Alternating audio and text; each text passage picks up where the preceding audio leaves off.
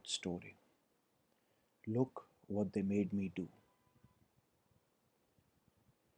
Winter never came in this bustling town, and neither did summer. It experienced variations of the same. Day and night did come, but many slept in the day and woke in the nights. From the vantage point of our leopard that occasionally cropped into the city, it was dwelled by aliens, as alien they could be, definitely more than any Martian he could imagine. These aliens didn't look like each other. They came in a wide variety of colors. They could change their skin every day like snakes could. Their colors were in more variety than any chameleon, and it didn't make any sense. Mud frogs were brown and tree frogs green, but these aliens wore red and white and yellow colored skins under clear blue skies. As far as he could reflect, all leopards looked more or less the same. They smelled different. These aliens, oh, they really were aliens. Like you wouldn't believe, but you should. I swear on it. I swear by the dots on my skin. Their skins had all kinds of designs, with strange paddings on their feet and sometimes long bone like things on their ankles. A decent and well experienced leopard like myself has gone nuts trying to figure out how they managed to run with them. Well, for starters, I could tell you that I know they call their jungle a city. Now that I've made more than six trips, I can also tell you I can growl a little alienish myself.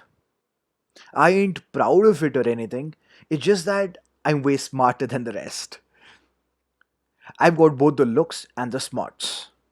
Not to boast or anything, but I've outrun even Shinoa, our most famous leopard cousin. And oh, the females.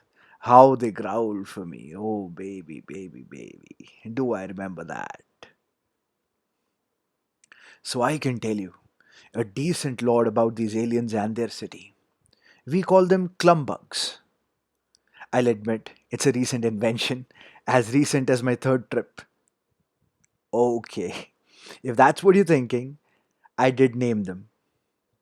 And the name hasn't spread very far, sadly. But things take time in our world. We don't live huddled like the clumbugs in all one city. The clum is for clumsy. You wouldn't believe how much they are. Like many of them resemble potatoes and fall on their feet walking. Can you imagine that? Even leopard babies wouldn't do that. The bug is for the buzz that their cities consistently make. You can hear them even from our jungle. They never sleep, these clumbugs. And they have sex alone, especially their young ones. Well, I've seen a young female clumbug while I hid under her bed. She didn't notice at all. I made sure of it. At first, I thought these bugs have no sense of intuition at all.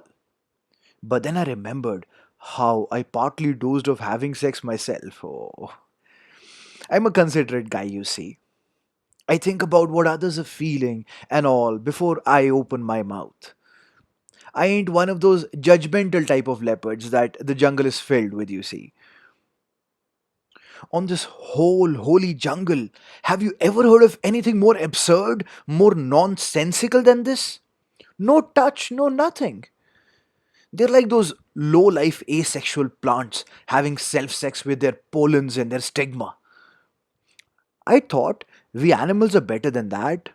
Our gods made us special. But these alien bugs are definitely not animals. Nope, they just aren't. Their gait can tell you all about it. One look and you'll know.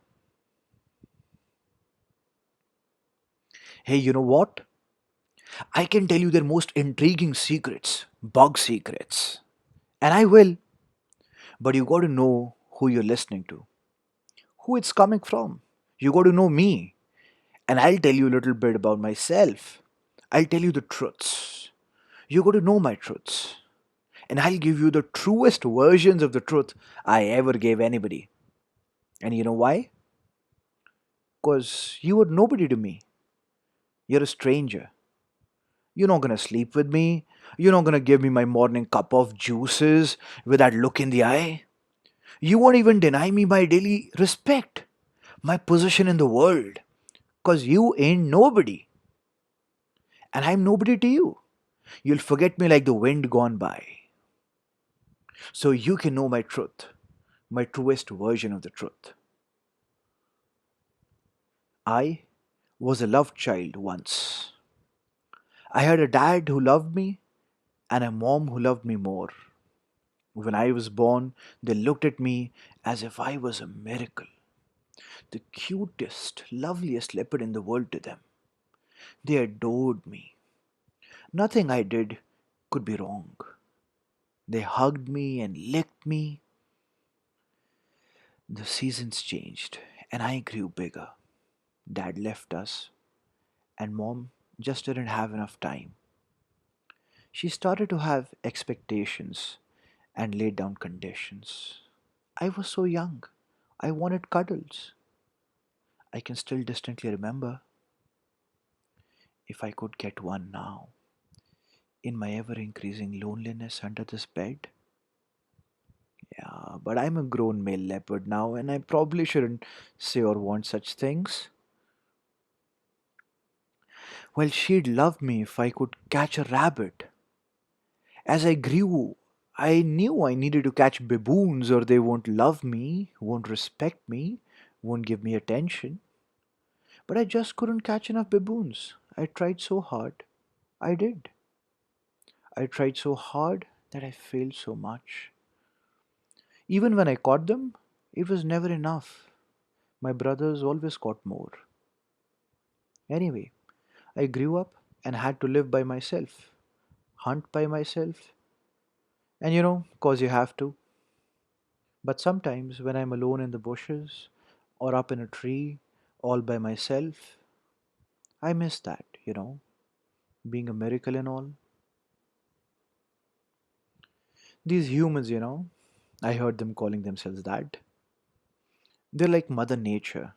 They're so efficient in their collectivity, in their organization. And for all their efficiency, they gave up their freedom, their wildness. But leopards are not like that, especially not me. I'm a dreamer. I'm free. I wasn't always like that though. Growing up, my cousins outsmarted me and my aunts teased me. Once a pack of hyenas took my catch, although I was the one who killed it. Everyone laughed and I felt small. And things like that just happened a lot in those days. We used to call it the season of plenty. Well, anyway, I dared to dream. I didn't tell anyone because they could laugh, and they did sometimes. And it felt like a thaw in my paw. I didn't even dream a lot because it could break. I dreamt of being the fastest runner in my whole extended family. Faster than Moe, faster than Coco, and faster than Sheba, faster than them all.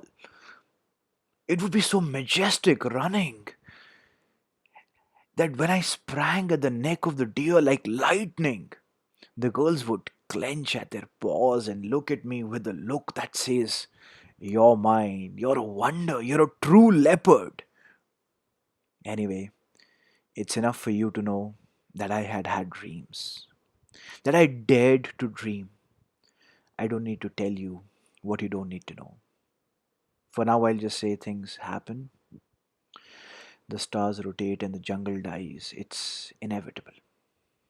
I'll tell you this so that you know that I was much more than just a leopard. I could make a mark. Wolves would howl at me at night. I'm not just another leopard waiting beneath a bed to pounce on another bug.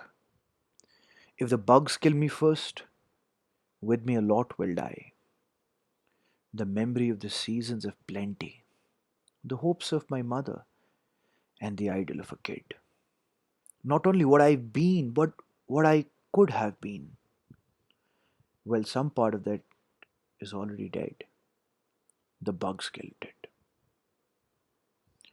And so here I crouch under this bed, waiting on the young plum bug.